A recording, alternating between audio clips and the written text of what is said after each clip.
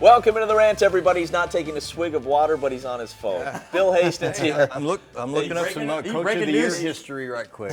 Is he breaking news right now? Time cue's not his strength. And we're joined by another Tulsa Word fella, OU beat writer Eric Bailey. Oh, my goodness. It's a pleasure to have you. Caden, thanks a bunch, man. What timing. Gosh, it's good to see. Okay, so we have so much to talk about and so little time.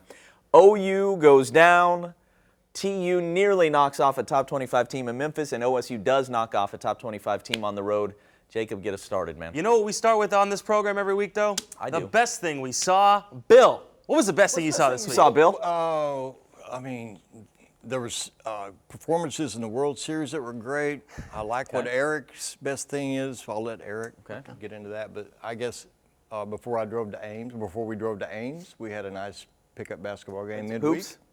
Yes, we did, and this is how we finished it right here. Look at this. Jacob Toby. Oh, that's Jacob Toby kidding. the flush. And that is 10 feet? I Yes, was it's 10 told feet. that the memorial rims run a little low. Nah, they don't. You know, in a dunk contest, I'm not sure you get credit. It's, But, no, that's clean. Look at that. And it's network quality video. I'd say. I love it. That's awesome. All right, so my best thing didn't happen this week, but I think it goes well with that. So here we go. Oh. You won't see a dunk here, but look at this. It's Are just you kidding fundamental, me? just backing him down. Got nothing. That didn't happen this week. But there we go. Resourceful. That is cold. How about the hook? I was The hook will bring you back. filming That's the for a best thing. commercial. That's the best thing. I play it every weekend, so it could be the best thing I see every weekend. Let's hold this video until we see that follow through. Is that the best moment of your basketball career right there? It may be. Eric, what's the best thing you saw, man? Well, first of all, I'm ready for some 2-on-2, man. Me and we play some 2-on-2. Jacob on my Sitting team. in a restaurant Okay. in Topeka, Kansas last night, and watching the end of the Kansas-Texas Tech game. Kansas trying for a game-winning field goal. Of course, it's blocked. Bonkers. Texas Tech fumbles, and the man that recovered the football Okay. is. Okay, let me get this right. Garen Emig, who I work with, We love Garen. co-worker Garen, his daughter's boyfriend was the one that recovered the fumble. So I was standing next to Garen when it happened, and he was so excited. We were in a restaurant in Topeka, Kansas. Garen's going nuts because his what daughter's position boyfriend does this caught the ball. kid He's the play? long snapper. He's the long- Yeah, so Oh, my gosh. Yeah, so he helped win the game for Kansas. I was proud of him. Les Miles is doing a bang-up job there love in it. Kansas. That's good. That probably even tops Jacob's dunk, I'm going to say. That really was pretty impressive, my man. Nicely done. I got the hops still. What can I say? That was basically the only time I've ever dunked it, so it's okay. Let's talk about the Sooners. They go down 48-41. They drop from 5 to 10 in the AP Top 25. 7 great games from the defense. This one not so much against K-State. Let's start with Caden on this one. Okay. What do you make of OU's defense right now? Yeah, well, you said it. 7 really great performances that without a doubt were improved over what we've seen not just last year but the last couple of years. And now one that looks exactly like a Mike Stoops defense from the last couple of years. I'm not going to overreact to this. I think the defense is still much improved, has a lot going for it. I think they maybe began to believe their hype just a little bit, and maybe we overreacted to a couple of things early on. Remember, the schedule just hasn't been that good. I guess the biggest takeaway for me is simply that you had a lot of opportunities to turn this thing around in game and get it figured out, and they never really did. And that troubles you some. It's one thing to get punched in the mouth, go down early, and then never be able to catch up because, the offense doesn't have things working either. But, man, the defense didn't have it really start to finish. No, you're right, Caden. I mean, you look at it, Kansas State scored on 8 consecutive possessions, 6 touchdowns, 2 field goals. The 6 touchdowns were all rushing touchdowns, and Oklahoma had only given up 6 rushing touchdowns in the first 7 games combined. So that was bad news for the defense. They couldn't get off the field on 3rd down. They did suffer a cornerback who was ejected from the game, and Parnell Motley. You look at that was big. That was huge. They lost Delarian Turner-Yell at safety to an injury. I mean, their numbers were down, and they just never could get into any flow, couldn't get a stop. And then while they're doing that, the offense was sputtering. It was just the perfect storm for a bad day. I wrote about it Friday, how great they'd been on 3rd down. Right. 3rd down defense, if you look at the last 10 national champions, statistically they were exactly where those teams were on 3rd down defense. And I thought, well, that'll travel. You can take that on the road anywhere, and that's going to work. And K-State was 7 of 14 on conversion plays yesterday. including third and fourth down plays. 7 of 14. I Case- couldn't believe it. K-State's a different challenge than just about anybody else in this league. And one of the things that was so jarring to watch, when you live in this state and you watch Oklahoma and Oklahoma State every week, I mean, we had just seen Kansas State come into Stillwater and accomplish next to nothing offensively, so it was hard to take them seriously. 244 total yards, K-State at Stillwater. 244 total yards. And then to put 48 on the Sooners. Right, just go and up down 13 the points, field. 1 touchdown. Yeah, the past 3 games before Oklahoma, they scored 49 points combined. And then Saturday, they scored 48. So look, the overarching thing for me, I know when the Sooners lose, we all love to jump off a bridge or just, kind of the rhetoric gets ratcheted up to 11. This happens every single year at every school other than Alabama. You're going to play a game that just is not Inexplicable. indicative. That's right, inexplicable. Not indicative of the kind of team you are. This was the Sooners. Sometimes teams are able to survive it. I mean, OU has survived games like this in the past, in other years. They couldn't get it done yesterday for a lot of reasons. What you just talked, you said it was a 41-6 run. Yeah, for between Kansas. 12 minutes to go in the second quarter, 12 minutes to fourth quarter, Kansas State was on a 41-6 run. There is no way that Kansas State should be able to outscore this Sooners team 41-6 for any. They didn't have it. Lincoln Riley went in, and maybe because he had used a paint the walls red halftime speech 2 years ago in Manhattan and said it felt like deja vu.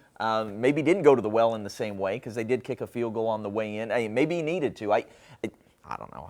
Does that stuff ever really work? Who the heck knows? But for whatever reason, they didn't have the kind of intensity and energy you need to put down a Big 12 opponent. It was the 4th consecutive game that the defense didn't produce a turnover. I mean, Alex Grinch came in. That was his calling card. They're going to create turnovers. When he was at Washington State for 3 years, 39 games, I think there was only 4 games total in those 39 games where he didn't have 1 turnover. Oklahoma has 4 in a row in 1 season. So he's totally disappointed. And we talk about the defense, but it's the offense, too. Trey Sermon and Kennedy Brooks only had 3 carries each. That was weird. Trey Sermon did not have a second-half carry. Kennedy Brooks' last carry came with 10 minutes to go in the third quarter. And was that Kansas State taking that away from them, or Lincoln Riley just not sticking with it like he probably? I mean, it's hard to. I mean, they only had 10 possessions, scored 41 points. It's hard to knock the offense, but that was so curious. Well, you're right. It is hard to knock the offense, but they only snapped the ball 53 times too. Time of possession was 38 to 8, 38. you're gonna Do beat the these math. Sooners, Yeah, that's how you 38-22. do it, So you're right. You're going to keep the ball away from them, but they never established the run game. And something we're seeing with this Oklahoma team is Jalen Hurts is going to get his carries. He had 19 yesterday. Everyone else had 7. So, and it's been like that in 6 of the 8 games. Jalen Hurts no one's had more carries than Jalen Hurts. That's what the offense is. After watching Baker Mayfield and Kyler Murray, this is a totally different offense in terms of the run game. All right, we're seeing that onside kick. What'd you make of that? Is this something, nothing, or everything in terms of how much stock we put into this? I know it was controversial. I guess they called the Big 12 office, right, to make sure that the final ruling was correct. Was he blocked in to the ball, is what Lincoln Riley was saying, or engaged in a block? And to me, here's where I fall with this sort of thing. Man, you had a whole bunch of time to win this game without this play. You don't get to complain about it. It was, a shame, I suppose, the way it worked out. But Eric, your take on this? I agree. It should have never came to this. Yeah. They didn't need late game heroics for a game like this, and it was a tough decision. They did everything right. Just a half yard too short. It was a great kick. It was a great kick. Bridges just skimmed them, and we went to the pool. We had a pool reporter. Kelly Hines was our pool reporter. Went and talked to the officials, and they said we followed the rule book. There was contact with the ball. That's why it went to K-State. So, but you're right. It never should have came down to that. Well, the bottom line is they just didn't have the same edge about them that they'd had before yesterday, and I don't understand that. College kids, man. That's right. Happens every year. And Riley said Except Nick Saban. Riley said post game that when they were down by as many as they were, freed them up a bit. Does that make sense at all? Well, it was almost like the Texas game last year when they were down 3 scores. I mean, they played loose. They went crazy. And where was that sense of urgency in the second quarter and third quarter? And then at the end of the game, they fought back as hard as they could. It just didn't happen. I think when people talk about this loss and you drop from 5 to 10 in the AP Top 25, people bring up the college football playoff and sort of the implications it has there. What needs to happen, Bill, for the Sooners to still end up making the playoff? Well, the month of November will be the most eventful month of the season, right? I mean, you got all these big time conference games that'll be played. So many dominoes are going to fall, but I'm just concerned for OU that the combination of a soft schedule in September And not really their fault. You expect UCLA to be better when you schedule the game. Houston too. By no measure is this a quality loss. Not when you're No, that's a good 24, point. not a 24-point favorite. That's right. This is akin, although they made it a whole lot closer, it's akin to some of those Ohio State losses the last couple of years that ultimately kept them out. Losing to Purdue 1 year ago, I can't remember who it was 2 years ago, but it's like you say, not a good loss. What needs to happen? SEC teams need to take multiple losses. You got that trio of Georgia, Alabama, LSU, and you could see any combination of those two getting in ahead of a one-loss Big 12 champion Sooners team very easily. You need those guys to start taking some L's somewhere. That's right. Plus, Eric, don't you think OU from this point's got to score style points? They got to be really play beautifully well the rest of the way. They got to play well on both sides of the ball. And we mentioned these schools they need to watch out for. I tell you, the one you got to watch out for is Oregon. Yes. In years past, you really didn't have to worry about the Pac-12. But and they tried to lose last night. They tried to lose last night, yeah. They really did. Got him. Mike Leach almost got him. But I think that's the thing. I mean, there's going to have to be a lot of chaos ahead of Oklahoma for here on out. And I agree with Bill. That soft non-conference schedule, it's really going to hurt them. Oregon's going to be fascinating if it comes down to OU and Oregon. They're better than I realized, actually. They are, and defensively they're really good. They've got a great quarterback. That'll help. And the Pac-12 not getting in recent years, and OU making it 3 of the last 4 years and never having won a game. Right. I feel like a lot of those things, I could see Oregon getting in over. They played Auburn in the non-conference, took a loss, but it was close, last-minute touchdown and everything else. I don't like OU's chances if it comes down to one-loss Oregon and one-loss Oklahoma. Not saying for sure. Style points are going to matter a lot. We'll see how OU finishes the season. But look, Texas and Iowa State both taking losses yesterday did not help the Sooners in any way, shape, or form. Now you're looking at only Baylor as a potential 10-win type team that you can beat, and you'll have to probably beat them twice to rack up the quality wins. That's the next trip for OU, right? No, they got Iowa State. They're off. Iowa State at home. Then they go to Waco. Okay. Yeah. So is that the game before Bedlam? It is, isn't it? No, you have TCU, then Bedlam. TCU, Bedlam. Come on, I'm Bill. trying to. Hey, You're I'm trying to losing track of the schedule. I got a lot of schedules. I got a lot of schedules. Look, here's the thing. I can tell none of us expect OU's defense to play this way again. Yeah. But a bunch of the teams we just mentioned are absolutely capable of beating OU if you bring a performance anything like this. Forget this bad. If your defense plays anything close to this bad, well, who's the most sure, unpredictable State, team Iowa in the State, league? all those guys. Apparently. The most unpredictable team in the league? I guess it's OU. Oklahoma State, I would think. It's OU. But Oklahoma State, who knows what the Bedlam game will look like? Yeah, no, I have a feeling that Oklahoma State's offense is going to play real good in that game. Hey, speaking of Oklahoma State, Jacob. Hey, one more thing on social media. Over here. Patrick Dice on Facebook saying, never too late to become a Buckeye fan. So if that's what Sooners fans are thinking right now.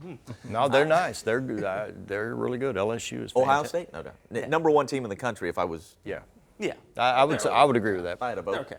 Let's talk about the other OSU, the Oklahoma State Cowboys, beating number 23 Iowa State 34-27 over the weekend, snapping a 2-game losing streak. Hasten, I'll start with you. What impressed you the most? Wow, you were there. I guess that they went on the road as a 10-point underdog on a day when they got 34% of their total yards on 2 plays, and otherwise 34% of their total yardage on 2 plays. Okay, Chuba scores on a 65-yard run. And on 30 other rush attempts, Eric, they had 88 yards. Wow. 88 yards. And then really the same goes for the throwing game. I mean, 71 yards on a wide receiver screen to Tylan Wallace, who made it one of the plays of the year on the sideline there. Stiff arm. Fantastic. and then there we go. And then, that's not the Tylan. That's the Braden Johnson play. Yeah. 3 really big but plays. They didn't. Their defense had a flurry of pass breakups at the goal line late in the half and limits Iowa State to 2 field goals. Big Huge. deal. Big Absolutely. deal. And then late in the game, you get Malcolm Rodriguez's pick 6, which won the game, and then subsequent picks by the linebacker. Amen Ogbongbemiga. Good man. Amen Ogbongbemiga. Who was great. Cape Cod Broadcasting. He was great in the post game too, by the way. And then Trey Sterling got a pick. So I mean, Brock Purdy had been picked 4 times all year, and he gets picked 3 times in the final quarter. 7 minutes. Yeah. Okay. So last week I was texting you saying Jim Knowles gave up as many plays of 50 yards or more in that loss to Baylor as Notre Dame had in the last 2 seasons. Right. And I said, That's not just a problem for an afternoon. That's like a broken defense. This is not going to end well for this guy. He follows that up with an incredible performance. This is as good as the Oklahoma State defense can possibly be. And I would say that those two games together, that encapsulates the Jim Knowles experience and really the Oklahoma State experience the last couple years. Whatever you think is going to happen, it's going to be the opposite. It's like the Costanza thing, right? I mean, it is whatever you think's going to happen. The opposite is what's coming. It makes this team makes no sense, man. I have no idea what to expect next. Stiff arm. Stiff arm, yeah. They've got a freshman quarterback and 2 great players. They've got an offensive line, to be honest, with at least 2 of those starters, and they're college guys, so I'm not going to name names, but at least 2 of those guys wouldn't have even been on the 2 deep 7 or 8 years ago. Not even on the 2 deep, and they're out there as starters. So, they get chunk plays from one back and one receiver, and the best thing I can say about Spencer Sanders yesterday, 1 turnover. Yep. Instead of 5. That's right. And the one, and he had another pick that was dropped. He could have had 2 picks. Should have had 2 picks. But I mean, it was I was there, and I'm telling you, it was jam-packed. It was homecoming. The place was lit up. And so I thought what OSU did was pretty courageous Eric, to go in there and win that what a game. great win. Well, this was big, and we talk about the turnovers in Oklahoma. I mean, Oklahoma State just found a way to be opportunistic in the fourth quarter, made those big plays. It was pretty incredible. And for the Big 12 overall, you look at 4 underdogs, 4 wins. I mean, teams like OSU went on the road and got a huge That's a win. good stat. And so it was a big weekend for Oklahoma State, and I think this is really going to instill a lot of confidence going into that important part of the schedule, the month of November, when things happen. And I know we're still 4 games away from Bedlam, but man, that's going to be a fun game. I mean, they win by a touchdown, and they had 2 possessions that could have been for some teams that don't have a reliable kicker. Right. They could have had empty possessions, and they got a 40-yard field goal and a 49-yard field goal off of grass, Lace in which the these hole. guys don't kick off grass very much. I mean, the Sooners do, but OSU's guys don't. Okay, so the loss to Baylor doesn't really fall into this category because that was not only a top 25 team, but an undefeated team that could rack up 10, 11 wins, something like that this year. But for the last 2 years now, when they're a favorite, and I guess this does fall into the Baylor category, when they're a favorite, they lose a whole lot, at least in Big 12 play. When they're facing a top 25 team and they're an underdog, whether it's home or away, well, they win, right? Last year, they couldn't Bedlam. build on the Texas win or the West Virginia win, as great as they were. That's what I wrote. What's it going to take to build on this thing? I don't know. That's what what does it take to play well the next game and then the next game? And that's what they haven't. They're 9-9 in their last 18. But can they actually build off it? Because we thought after the K-State Yeah. win, they would build off that, and they Well, didn't. they can, Jacob, but I mean, because they did it. I mean, because now they have the belief that we can go on the road against a ranked team and have it wasn't a shutdown performance, but it was the epitome of what, bend but don't break. Yep. I mean, it was what they did. I mean, Look. and all those pass breakups for a secondary that hasn't done that much in this decade, Yep. It was very encouraging. They had how many sacks against Baylor the week before? It was a bunch, right? Racked up 6 or 7 or something like that. That's not the way to win in the Big 12. 6 or 7 sacks, but you're giving up 50-yard plays. The way to win is what they did yesterday against Iowa State. Yeah, you can gain 500 yards, but you got to run 88 plays to do it. And that just every time you make them snap it again, you give yourself a chance at one of those interceptions. You know, the Malcolm Rodriguez pick that ended up winning it, or the 2 that sealed the game in the fourth quarter. OSU had You got to make teams earn it. You can't give up the big plays. That's what it's become. OSU made the big plays yesterday. That's why they won. You got to make plays on the ball, and the OSU had a safety yesterday. Harvell Peel set a program record, 6 pass breakups. I mean, I've been watching Trey Brown all year knock down passes. Sure. How many? Back to OU, super quick. Okay, so Trey Norwood's been out all season. Yep. Motley was out. Jordan Parker wasn't on the trip, and we have no idea why. And that was thin are they at corner? They are very thin. They only had 3 scholarship cornerbacks up there, and Trey Brown, Parnell Motley, and Jaden Davis. I mean, Tulsa. Boy, spinning it forward, now Motley's obviously coming back. Yeah. But boy, that's a problem going forward in this league. I mean, if that's Kansas State's the team you want to be facing if you've only got 3 corners. I mean, everybody else in this league, that can be bad news. Miguel Edwards and Starlin Baldwin, cornerbacks, joined the portal. So they lost those 2 during the season. Who did? Oh, yeah. So they had some kids leave via the portal. So they're really, really thin at corner right now. Oklahoma State, the only Sooner State team to get a win over the weekend. When you take a look at Tulsa, another Devastating loss. Shocking. 42-41, the final over at 11th and Harvard. Caden, you were there. They worked the clock all the way down to try and get a last-second field goal, 29-yarder. They missed that. Game over. Is this even more heartbreaking than the SMU game in which they lost in triple overtime? Yeah, it was just a couple weeks ago I said that was considering the opponent, the fact that they were ranked, where the program was at the time, and the way it finished, that 30-9 lead to triple overtime loss. I thought that was the most gut-wrenching loss I had seen in 12 years watching TU football. And the fact that this was homecoming, and it was a few weeks after that SMU loss, and these kids have had to just grind ever since. And they did it well enough in practice to bring themselves to this level that the offense broke out and had its most successful day of the season by far. And you missed 3 kicks, but you still had a kick at the end with 2 seconds on the clock to win this thing from 29 yards.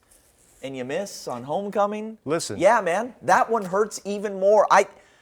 Here's the thing. We said last week, these kids deserve better. I'll just say it again. Look, and the kicking game matters, is the point. You got to recruit them, you got to coach them up. All that stuff really matters. But to watch Shamari Brooks play the way he did, and to watch Zach Smith pull it together enough to go 12 of 22 on third down, taking on what may be the best team in the American, we'll see how the thing shakes out, and to play well enough that you could have scored 50 points if your kicking game comes through. Oh, my gosh. And to take an L here? I just feel for these kids, man. It was hard to watch. You see the pain on Phillips' face, afterwards. Keep rolling the video. As we'll get to that. I asked Philip about his health 2 weeks ago, and he laughed at me. Were you there? I was there. Did he not laugh at me? He did. He said, "Thanks for your concern." Listen, Jacob has been around the program for 2 years. Caden's covered TU since he arrived here in 2007. Eric was on that beat for 7 years. Yep. I was on that beat as recently as 13. So we all know the culture. Doesn't it seem like they're just a dark cloud, just like stuck over Big Al the texted me TU and said they're football cursed, building? man. And I think they're right. I mean, just that you got to feel for the kicker. I mean, that's the thing. You just got to feel for him. That's a tough deal. But you're right. Since 2012, when they won Conference USA, and I think they won the Liberty Bowl that year. That's right. We just haven't seen that. The last 5 years, 6, 7 years, it's been rough on Tulsa They football. won 10 and 16 in every season. Otherwise, Eric's been alluding Well, and to. you have to differentiate, right? I mean, so 13 and 14, they weren't very good for the most part. In the last 2 years, 17, 18, they haven't been very good. But they had a quarterback in 13 and 14 who now's like lighting up the Canadian League. Yeah, Lighting it that's up. right. But he was young. I and understand he that. delivered, obviously, in 15, 16. Patrick Mahomes used to be young, and a This lot of guys used team's to be legitimately young. good. And Philip keeps saying it afterwards, and trust me, I believe him. This is not just, we're being nice to TU and give him a pat on the head. No, they're a dang good team, just like he says after the game. I absolutely believe that. They just happen to have faced 6 top 40 teams. Right. And for Tulsa, with their budget and all of the obstacles that we talk about all the time, to face 6 top 40 teams and to be 2-5 and still put together this kind of effort, seriously, again, in a loss, I say hats off. I mean, those kids played their hearts out. They played so well. They are this close to being 4-3 with 2 wins over Memphis and SMU. When you think of it in that a season perspective, we couldn't brag about exactly, enough. 4-3, and there'd be a shot for a bowl game. They're that close. I mean, they're on the cusp. It's just they're snake bitten. But instead, they're 7 and 25 in their last 2.5 seasons. No, that's right. Look, and I believe it was before the season, Trevis Gibson admitted to us that we got to turn it around this year because if we don't, it just becomes so normal for the guys in that locker room to lose. Well, look, they keep responding in a way that makes you think it's not normal, right? They keep grinding and playing well, but the way they fail to finish games certainly does indicate that they don't quite know how to win yet. And the only way to do that is to actually have it happen, have that kick sail through the uprights and get to experience that. And I hate it. I guess we have this conversation almost every week, right? I think the team has improved enough that even if it ends up being 4-8 or 3-9, you've reported, we believe Philip's going to have another year I think so. at least. Mm-hmm. And I think it's deserved because of what we've seen in terms of improvement. Here's the missed kick, by the way. Well, what I wrote a few days ago was that really the first thing you can ask of a coach after a bad year is you need to look better next year. Mm-hmm. It's got to look better. It looks a lot better. Yeah. Does it not? It is. It is a lot better. Mm-hmm. Ask Memphis, ask SMU, ask Cincinnati. It's better. This is a team that people Ask have OSU to for worry about. 2.5 quarters. Yeah, thank you. Well, you look at Kansas, and we talked about them a little while earlier, just the confidence they have now from getting wins, finding way to wins. Tulsa can do the same thing. They just got to get those wins. They do. Billy, you talked about this shot right here. It's an important shot. No, it's an unbelievable storytelling image right there, and Phillip looks just absolutely devastated. And I don't want to rip on a kid specifically, or kids or whatever at that level. But I mean, TU's got to invest and get them a kicker. They need to scholarship a kicker. They need to sign a kicker, somebody they can trust. They've had 4 kickers now over the last season and a half, Eric, and they're 2 of 12 from between 30 and 40 yards. No, that's not right. They're from 40 and beyond. They're 2 of 12. But I mean, their percentage. This year, I think it's roughly 3 of 11 or 4 of 11 from 30 and beyond, which these numbers are pretty much unheard of. I mean, that's rough. Well, I mean, you've got to be able to kick a 34-yard field goal. Or 29. What was it, 29 at the end last night? 29, that's 9 yards further than a PAT. It doesn't really get easier. I mean, No. the next home game is UCF. And Tulane is next, right, at New Orleans this week. And that's a team that lost to Navy yesterday but had an incredible rally. And they don't run the triple option exactly, but it's a similar enough attack. And we saw how, I mean, TU's worst game of the year by far was Navy. This is an awfully difficult spot this week, for sure. Tulane's, stylistically, it's the same offense that put 62 on Tulsa a couple of years ago. Yeah, that's right. So, right. it's a hard trip. And then, like you say, UCF on the 8th, that Friday game. I don't know.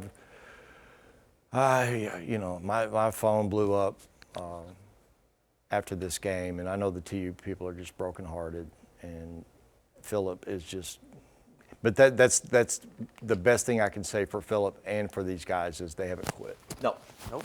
And you can tell when guys quit, and you can tell when a program's broken, and TU's program isn't broken, but and just like I wrote about OSU last week, the program ain't broken, but what a terrible slump. Well, TU has taken a terrible slump to a sickening different level, unfortunately, right now. It's the worst stretch since Keith Burns' years. Yeah, get that imaging off the screen. We're done with that. Quickly, Thunder, real quick. 120-92 win over Golden State today. What do we think, Bill, fellas? take this. Well, they were up by 39 at one point. Kidding me? What do I think? I think Golden State may have the most pronounced drop Oh, from the I thought top. we were going to plan a parade tonight. From the top to the bottom, or near Is the that Draymond bottom. Green dressed in the. Yeah. I like to show the arrival. I like watching this team after 3 games, and I know, a couple of losses. Move the ball well. Chris Paul is probably not quite at the level I was expecting after the summertime videos showed that, he was working hard and, I knew he'd be playing for, a trade to another team. But, look, still a guy, little floor general, and Shai Gilgeous-Alexander is absolutely fantastic. He is. So incredibly smooth. He So is. efficient. And what's he creative. shooting for Look at the season moves so he's far? Big fan of this guy. Like Gallinari. Jacob loves Gallinari. I do. I like this team. I don't expect them to make the playoffs, but the Warriors ain't going to be there, so a spot is opening. Eric, you know who they play tomorrow night? Who they got? They got Russell Houston. Westbrook. They got Western Richard. Yeah, 72-37 at halftime. I was stunned when I saw the halftime score today. Crazy. Well, I mean, I wasn't really watching the game because I was driving, but it was happened to be on my phone at the time when we were coming in, Trying to and do I the just math on that. that's the second time I've Put it on seen the windshield thing. exactly Dashboard. the second time I've only seen the red Warriors, lights. and they're terrible. They are terrible. So far this season, they have been terrible. Are we sure Steve Kerr is a good coach? A lot of rings, but yikes. No, I mean, seriously, they're having issues with that transition. And there's a reason for it. Most of the team should be in the G League, right? I mean, you got Steph Curry. They got guys I've Draymond never Green, heard of, and Clay is I love sitting, basketball, and and a bunch they of got dudes guys I that haven't just heard of. can't play at all. So, goodness, it was good having Eric Bailey It here. was. And This was a historic weekend around here for football. Yeah. It really was. Oh, yeah. And a viewer just messaged Bob Sumwalt. Glad KJRH is on with the Tulsa World. So we love our friends at the Tulsa World. Boom. But I mean, older OU fans can tell you. Like, I looked it up. There's only been like 6 seasons in the last 45 years. Empty that notebook while we're well, here. I mean, You like did a lot of where work, OU Bill. goes 8 games to the 8th game of the season before they get their first loss. It's only happened like 6 Well, times. 7-0 was the first time since 2004. Right. It's been 15 years since they've been 7-0. But And that's why Lincoln wasn't at all panicked when he got the college football playoff question. He said, yeah, I mean, we've done this before. Every time we made the playoff, we've had a loss. But they also had a tougher non-conference schedule in all 3 of those seasons. real quick, Caden, I looked up just because OU got beat yesterday. What does that do maybe to Jalen Hurts in the Heisman picture? Okay, the last 10 Heisman winners, 3 of them are unbeaten. 3 of them, that's it. It was Jameis Winston, Cam, Mark Ingram. Those 3. Everybody else, Robert Griffin had 3 losses, lost to OSU. Johnny Manziel had 2. Mariota had 2. Lamar Jackson lost 4 games and won the Heisman. Now, granted, I presume they probably lost their bowl game. So he had 3 though going into the vote. He had a good, I heard statistically 395 passing yards, a touchdown, Almost- 3 rushing touchdowns, 90 rushing yards. I mean, he Almost almost had 500 yards 500 of total, total yards offense. offense. So, yeah, his stats he kept his stats up there, just didn't get the W. He'll put up huge numbers, and at this point in the seasons they won, neither Mayfield nor Murray would have been atop anybody's Heisman straw poll. I forgot to ride. No, that's right. The last 10. I So included who Connor. knows That's how right. this thing will play out, but we do know the month of November is huge, and you've got to keep putting up big numbers, and we know in Lincoln Riley's offense, Jalen Hurts will do exactly that, barring injury. So he'll be there at the end. He's going to New York. Listen, I think it. know that. Are we If I were an OU fan, I would be rooting hard for the Cowboys the rest of the way because that's the last look that voters Yeah, good point. will get. Great point. Will get at the Sooners before you start picking playoff teams and voting for the Heisman. You got to root for Baylor and Oklahoma State for sure. Yeah. And you hope that Texas figures something out. I mean, defensively, they are an absolute mess. And it'd be good if Iowa State, if this was just a blip on the, and they turn it around as well. Yeah, you need a lot of quality wins, man. Bill, we balling this week? I'll get some video of you for the rant next week. I would love to see that. I would think so. Probably. Yeah. What's we'll your play. go-to shot? right. What's My your go-to signature? shot? Yeah. I like to shoot from the left elbow, or the left wing. Yeah. Although I or did the see left baseline. a couple weeks ago, I saw him like 6 or 7 12-foot baseline shots. You're the baseline guy. Yeah, he just hit 6. And he said it's not his shot, but he hit like 6 or 7 in a row. Mid-range. I I like try the to get- Jimmy Chitwood runner myself. I try to get Caden, but he's a One-legged. family man. He's a busy man. Whenever I'm off, he's I'll get working out there. So I'm trying to get you out there, man. Maybe an 8-foot rim I could dunk it. Let's- Jacob is Memorial Avenue, Jacob though? is a very athletic guy who can get to the rim, whether you like it or not. Is that right? No, it's Whether yeah. you like it or not. Whether I like it or not, whether the defender likes it or not, he's going to Have you get to ever the put rim. him down, Detroit Pistons bad boy style? No, Don't hurt the face and the hair. Come on now. No. Thank you, Eric, for coming in. We're off that topic now. Catch the rant, same place, same time next week. See ya. see ya.